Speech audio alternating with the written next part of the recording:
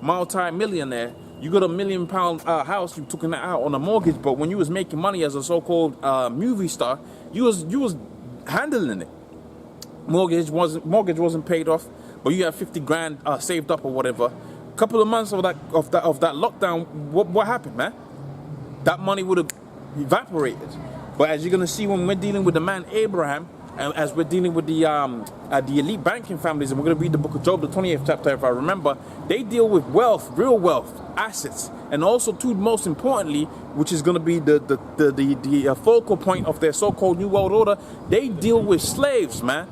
Okay, they got it to where these people are in a mental slavery, but ultimately they're going to be in a physical form of slavery when they get that chip. That's the announcement to the elite banking families that you are a slave underneath them. You are declaring that. Because when we look at the history, we look at the different marks that the slave masters used to put upon their slaves, we see that it was a very similar thing, except now we're just taking it to where it's a very technological. Got the lemon and ginger blast. It's keeping me going. So continuing here, it says, Revelation 13 and 16, rathermore, he causeth all, both small and great, rich and poor, free and bond, to receive a mark in their right hand or in their foreheads, and that no man might buy or sell or say if you have the mark or the name of the beast or his number or the name of his number. So basically, it's going to come a situation where you're not going to be able to have access to food, access to water, access to anything until you have that chip, man. And that's what's going to be the financial end goal. Now let me show you some of the shrewd maneuvering that Esau has gone through to have that take place. And I'm going to be reading from an article now. Shit, man, it's hot. I'm going to be reading from an article now, and we're going to be seeing just exactly how Esau has messed up these people's livelihood, if you will. All right, so let's take a look here now. This is the first article.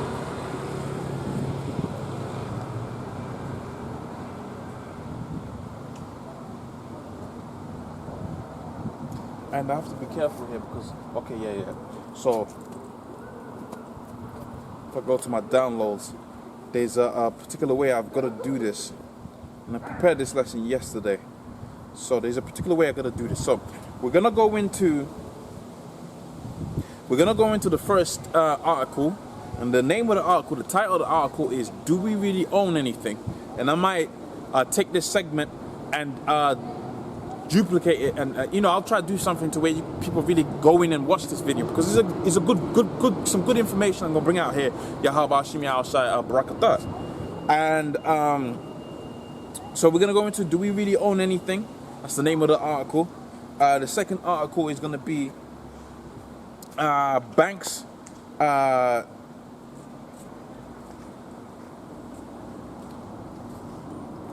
Banks creating money out of thin air. We're gonna go into that. And last but not least, we're gonna go into two more articles. The first of which is the trade wars, which lead into the trade wars. The so-called trade wars lead into the hot wars, the World War III. And it makes sense. You put sanctions upon the country, they're gonna retaliate. And then obviously we're going to use the scriptures, filter everything out through the scriptures. We're going to go through the Sabbath year, how that the year of Jubilee, and how money was managed within Israel. We're going to look at Abraham and a few other scriptures concerning Esau and the ultimate end that he's going to see. Not the ultimate end that he wants, but the ultimate end that he's going to see. So let me get some few excerpts from this scripture. So this is the book of, this is the article called "Do We Really Own Anything, or any of our wealth, or are we just custodian?" So it starts off, it says, "You never actually own any Patek Philippe. You merely take care of it for the next generation." That's like a quote that they have, right? But check it out. When you have it to where you have got these properties and this, that, and the third, a lot of people don't understand how that works in terms of the government or the royal families. And more importantly, a lot of people don't understand how that works under maritime law. Now, these are the laws that people deal with in a time of war. When you're talking about maritime law, things change. What was once a factory for making cars becomes a factory for making tanks. Or once it was a food production for the people becomes food production for the army. That's what's known as maritime law. And also too, what you thought was your assets becomes public assets. It becomes what was owned, what's owned by the government. But there's also a thing called a allodial title, right? That's dealing with who actually owns the land that your house is built on. So the above quote is one of the best marketing lines today by a company that regularly produces $30,000 timepieces. The line targets the aspirational generation. It also begs the question whether we really own anything in this world due to the imposition by the government. If we accumulate more than 5.4 million per person upon death, the government will tax us 40 to 50% for every dollar. The amount hoarding much of the 5.4 million per person seems like a waste. If we do not pay income tax, property tax, sales tax, business tax, FICA tax, we may get fined, lose what's ours, or even go to prison. That doesn't sound like true ownership. So if you think about that, man, just in terms of the taxes. Now, when we was dealing with Israel, and when we was dealing with the taxes that we had upon there, you could give a little bit if you had a little bit more than everybody else. But the standard tax was the 10%. 10% goes to the church. That looks after the people. That was our welfare system. And the Heavenly Father set it up to where even the individuals within Israel that was in a so-called state of being impoverished, that was in a state of being in need, if you will, they were still doing all right, because as we're gonna see within these particular articles that I have prepared, they were still individuals that own land, right? See, within the West Indies, which is not where I'm from, by the way. I'm from the interiors of Africa. But within the West Indies, there's a principle that they call land rich and penny poor. You can have an individual that's not necessarily wealthy by gold or silver standard, but you can have it to where they got land. And the overriding or overarching idea of all of our laws concerning property and wealth, and especially land, was that the land never left the father's line. It never left the father's line. The land never left the father's line. Meaning to say that father's line, whatever was allotted to them, it was going to stay unto them. Which is beautiful, because you could never really be poor within Israel. You can never really be going hungry, because we had laws concerning what? We had laws concerning how when you take your grapes from the check the temperature of all of this stuff. When you take the grapes away, take the grapes or whatever you was producing from the vine or whatever it is, you had a situation where you couldn't take all of that away. You had to leave some for the poor. When you was doing so that was one welfare system. So here it is, there's a person that don't necessarily want to work, but they still got land, they still got the houses of their fathers, because that was kept within their father's line, and they still got food to eat. And that's the welfare system, and they still got it to where I believe they could still go to the church and get some money from the church. Correct me on that if I'm wrong, but there was 10% that always went to the church. So there was no poverty within Israel. There was no such thing as poverty within Israel. Okay? In the time of our forefathers. And these crazy taxes that you'd be paying, that was unheard of within Israel. So let's continue here within this particular article.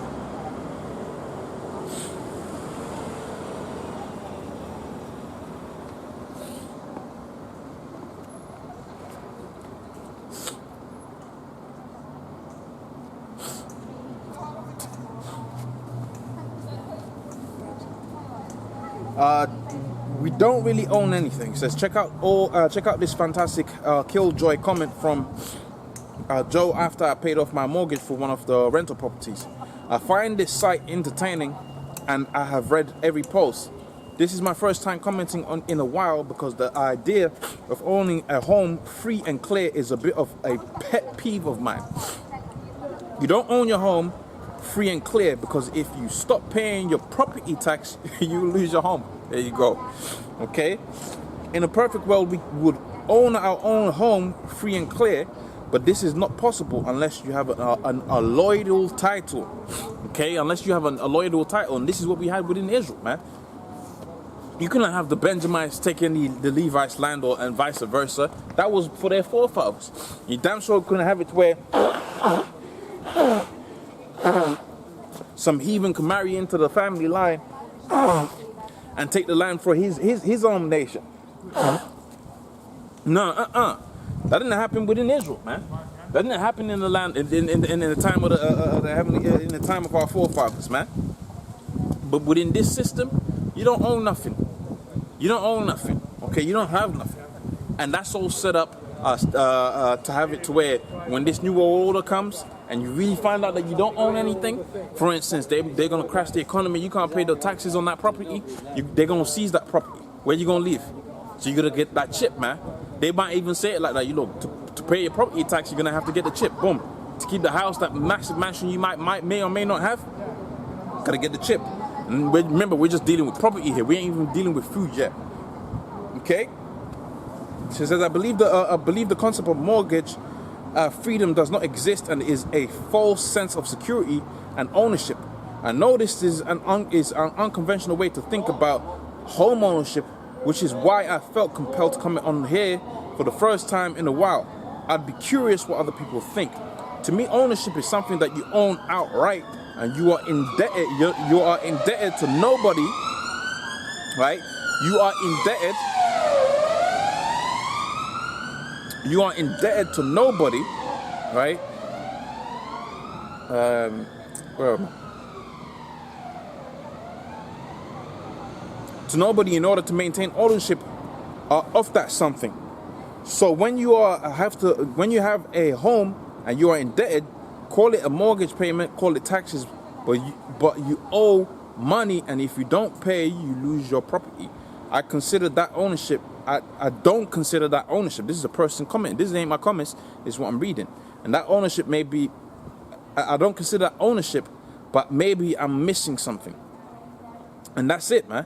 That's all I'm gonna pull from that article. Let's go to the next one. All right, we're gonna filter all of this out. Through the scriptures. Again, just picture how this is all gonna be affected when dealing with the chip. How this is all gonna be within the cards to play when we're dealing with the chip. When we got the chip in hand and you don't really own anything, you're gonna have to keep those payments going. Here it is, you might say, oh, I'm off the grid, I own this land and this, that, and the third. But look, man, if you gotta pay land taxes, you ain't off the grid, man. Okay? Remember, we ain't dealing with food yet. We ain't dealing with meat. We ain't dealing with rice. Remember, people, you don't grow rice here. Who grows rice? I don't know no one that grows rice. I don't know no one that grows potatoes, man. Especially potatoes to feed you for a couple of years. So if you're on the grid, of which most people are going to be on the grid, lest the Most High deliver you if you're the elect and feed you, guess what? You're going to be having to get that chip to keep what's apparently yours. So here it is. We're going to go into the banking system now. Right, so the name of the article is called "Banks Do Not Create Money Out of Thin Air," but they do. All right, the central bank creates money out of thin air. Right, when you have a government draw up a budget, they borrow that money from the central bank, and that's when currency comes into effect. But check it out, they're going to explain, and you're going to find out it is out of thin air. In contemporary societies, the great majority of money is created by commercial banks rather than the central banks. Remember what I just said? The government borrows from the central bank. The central bank basically clears that check, and they don't even have no money in that central bank. Whenever a bank makes a loan, it simultaneously creates matching deposits on the liability side of its balance sheet. This happens, furthermore, when say a new mortgage contract is concluded, but also seamlessly in everyday life. if, for instance, you pay for your morning commute coffee with your Barclays credit card, you have just handed Barclays an IOU, but you get. Are they gonna go into this properly?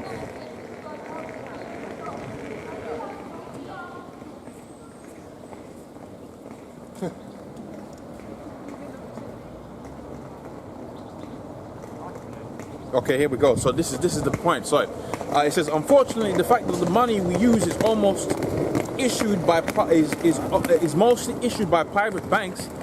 That its creation operationally involves not much more than a few keystrokes has led to a widely circulating but erroneous beliefs that banks create money out of nothing. And that's not what happens. What happens is that you have it to where you got what's known as fractional reserve banking, right? They can create money via what's known as fractional reserve banking, okay?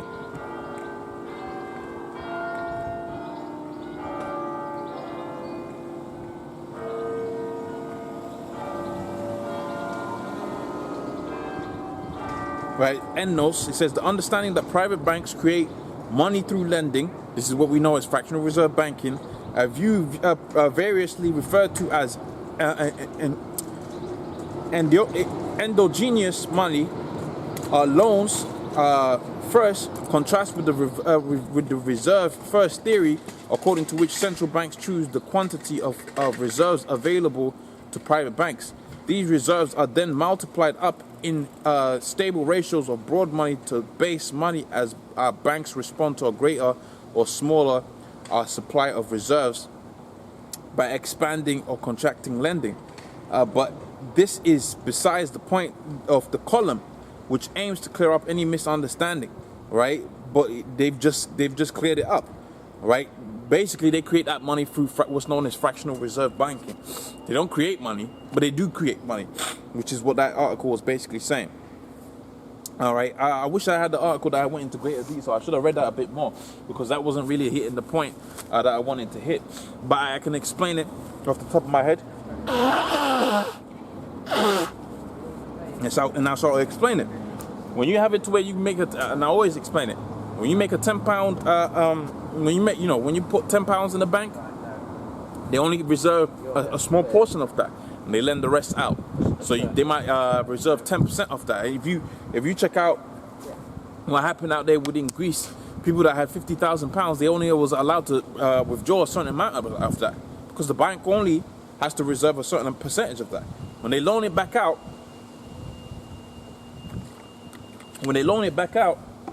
okay, you loan your money back out to somebody else, that person's going to put it back within the system, and then it just starts chipping away. Check it out on YouTube, fractional reserve banking. But ultimately, even if you're saying, oh look, the private banks don't create money out of thin air, but guess what? The central banks create money out of thin air. We know it's a widely known fact that the Federal Reserve creates money out of thin air. That everybody knows that. It creates money out of thin air. That's why you go to where people that's why you go to where there's such a thing called a debt clock. That debt clock is all about what?